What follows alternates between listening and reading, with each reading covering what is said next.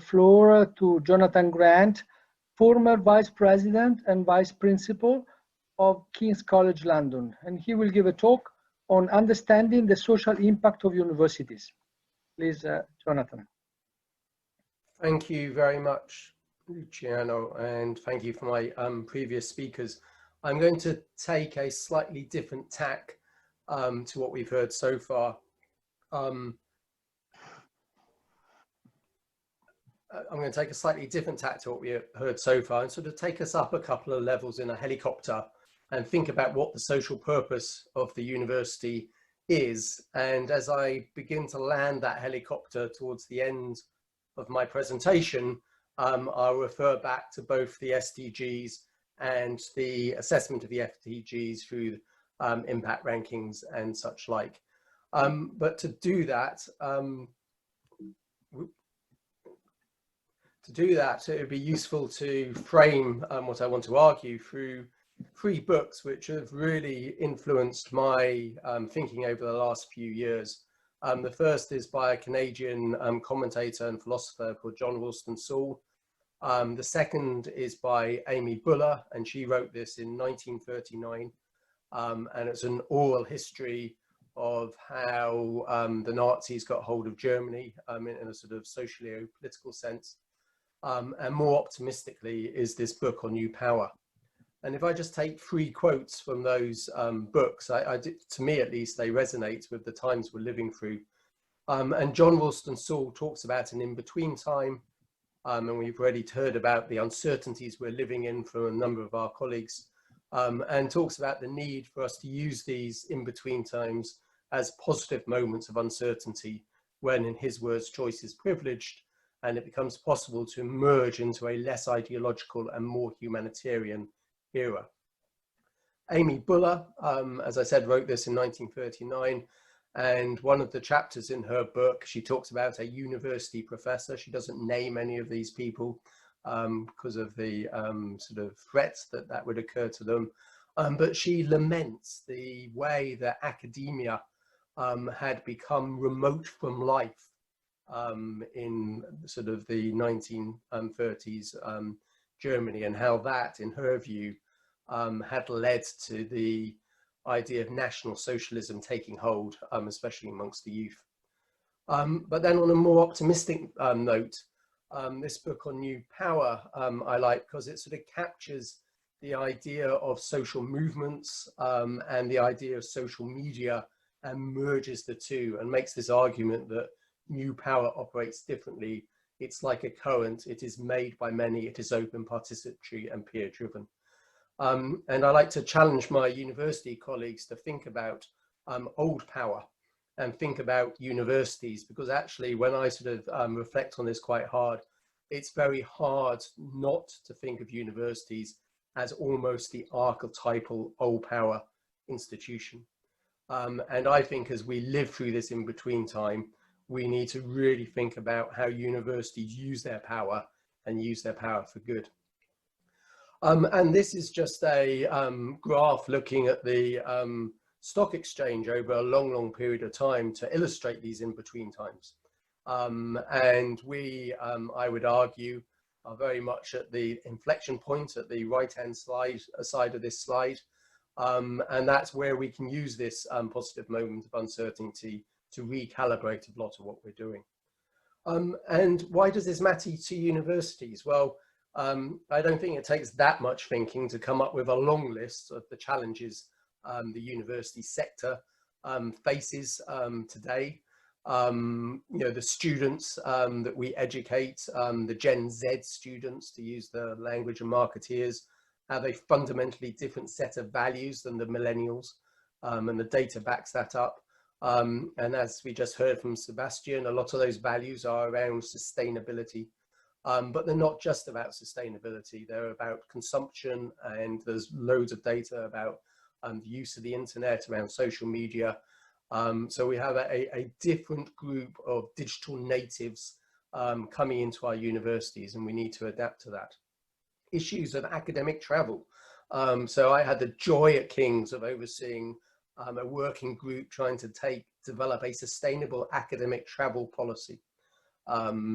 The biggest impact on that in a positive sense was COVID, because we set all these targets and we delivered them within 4 months, because nobody were flying anywhere because of the COVID pandemic. But of all the things I got involved in at King's, this is one of the most difficult and controversial issues to deal with, because you progress your academic career by jumping on a plane and giving keynote speeches around the world.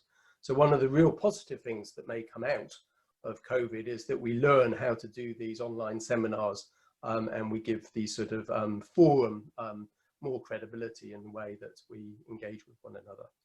And then there's a long list here around populism, Brexit, global pandemics. The list is very, very long. And if you think I'm making this up, this is my collection, and I've got quite a long collection now of headlines from the UK where universities are on the front page of newspapers. You know, I suspect, I've yet to do this analysis, but if I went back 25 years ago, it would be very, very rare for universities to be on the front page of newspapers. But over the last 5 years, as part of these cultural wars, or however you want to frame it, universities have been caught up in day-to-day politics. So I think there is this sort of existential threat to what universities are at the moment, and we need to engage that. I think our tendency as a sector is to run away from it. And when we look at this through the sustainability lens, I do think there is some learning from the private sector. I don't want to overstate this because there is this sort of language of greenwashing, which I think is entirely legitimate. But the idea that we need to shift from corporate social responsibility in the jargon to shared value, which in the corporate sector is quite a sort of well-established concept, is something in my mind which resonates with the idea of moving universities from what we call public engagement, which I find quite a transactional activity, to one where we are truly acting in a socially responsible way. And to just illustrate that with some data, this is a piece of work I did a couple of years ago. In the UK, we have something called the Research Excellence Framework, which a component of that assesses the impact of universities, and that impact is assessed through case studies. And there are 7,000 of these case studies, so it makes a rich research resource in its own right. And we analysed those case studies to work out where research impact was occurring. And we discovered by doing that that the University of Huddersfield, the majority, so 90% of its impact was occurring in Huddersfield. And a place like King's College London, a minority of our research impact was occurring in London. And, you know, sort of to Duncan, I think this is a really interesting indicator. So without any disrespect to Huddersfield or Bradford, I don't think they are at the top of any league table I've come across, but on this one of local research impact, they're at the top of it. And surely that is what a university is about. It's about supporting its local populations. And if it's unable or unwilling to do that, then that social contract with those populations gets eroded. And that's what I think we need to start to come back to. And we've already heard this quote from Dickens, which I love and use endlessly. And what Dickens was referring to here was King's, interestingly, you know, way back in its history, pioneered, if you like, evening classes. And Dickens commented in his newspaper, or newsletter, which he ran, about how this was opening the doors into higher life for hundreds of men. And I should say it was men, so it wasn't a perfect intervention at the time. And more importantly, probably underpinning this, King's was doing so at subsidized rates. So they did have to pay for this education, but it was at a non-profit type mechanism. And it is, if you like, that history of King's, and every university has a history like this in my view, but the history of King's allowed us to really think through recently, when we're developing a new vision for the organization, how we wanted to act socially responsibly. And we decided to put service, in our language, alongside education and research as part of our academic mission. And as was said in the introduction, I had the pleasure of being the vice president for service. So I oversaw our social responsibility agenda. And I think the critical thing here was that that agenda was equivalent to education and equivalent to research. So, you know, VP education, VP research, VP service, playing out in the context of London and playing out internationally are the 5 VPs there are in Kings's institutional hierarchy. And we spent some time trying to work out what we meant by service. And I should say we use that word service because Kings's informal motto is in service of society. So that's where that language comes from. And it took us ages actually, but when you look at this now, it seems so simple, but we came up with the word serve as a programmatic way of defining what we do in service around social reform, around education, research impact, volunteering, and such like. And then we get into this question about how difficult it is. And I have to say, after sort of doing this job for a while, it is quite challenging. It's not just about research impact. It's not just about education, all of which are really important, but it's about your institutional being. It's how you operate. And some of the easy stuff there is actually around sustainability because it's so sort of ingrained within our student population. Sebastian and colleagues put very effective campaigns in place to divest from fossil fuels, which we have done. But the more interesting stuff, I think, is actually issues around how we treat our lowest paid staff. Do we pay them a living wage? Do we outsource cleaners and security staff? And I do sort of jest. I think one of the biggest impacts I had in that role was actually accrediting King's as a living wage payer and championing the insourcing of cleaners and security staff. And if I look back now in the context of where we are in this pandemic, those staff would have been treated so differently if they were part of a service company rather than being a King's employee. And I think as institutions, we have a real responsibility to do that. And I actually think it's actually shameful that the vast majority, like 60%, 70% of universities in the UK do not pay a living wage. And that's a scandal. So don't tell me you're about social purpose if you're not paying your lowest paid employees a living wage. But I'll get off my high horse and move on.